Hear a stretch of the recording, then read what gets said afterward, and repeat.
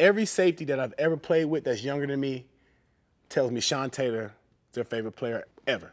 Sean Taylor probably had the most talent I've ever seen a kid come out of high school. You know, you got guys saying, I used to try to stand like him. Going against Sean Taylor, that's who I had to practice against. He brought out the best in me. He told me, you know, he could tell which way I was running, or breaking out. Sean Taylor made me the player I am today. I'm not gonna lie to you.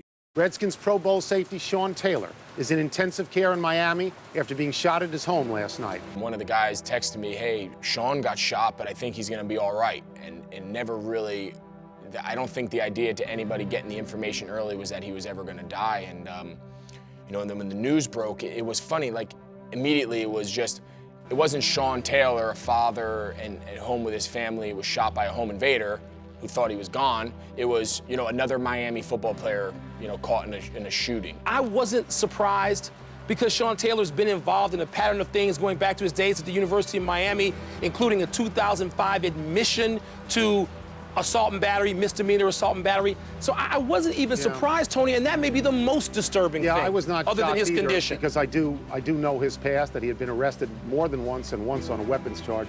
Someone lose their life and then you want to blame it on being a thug when you don't know the person. They automatically assumed that he was a thug, he was a bad person, that he had, you know, the tragic thing that happened to him, it was his fault, which was completely wrong. No one knew what the happened. Everyone just assumed, oh, Sean Taylor, University of Miami, oh, definitely gang-related, something, drugs, whatever it is. Sean Taylor has a history of really, really bad judgment.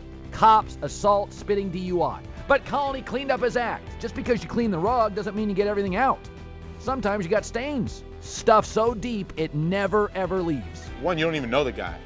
The guy was a great kid. Sean Taylor was a great kid, extremely competitive, one of the best safeties we had, one of the best players we had all time. You don't know anything about him, and you automatically jump to conclusions. We knew who Sean was. We knew what type of player he was. We knew what type of person he was because we was around him each and every day. So to go out like he did, and then to have the media try to tarnish his name like that, it just wasn't right. He had a beautiful daughter on the way. His life was completely normal, and he was growing up, you know. Regardless of whatever history he had, you were wrong. You know, and then when the information started coming out that they thought he was going to be on an away game and he was home because he was injured and sleeping with his you know, girlfriend and baby at home, and some guy came to rob the house and got surprised. Now when you find out what happened, does anybody apologize? I don't recall any personal apologies to Sean's family. Everyone just shuts the up, and then they now say, oh, what a sad case, what a sad story, what happened, this, that, and the other.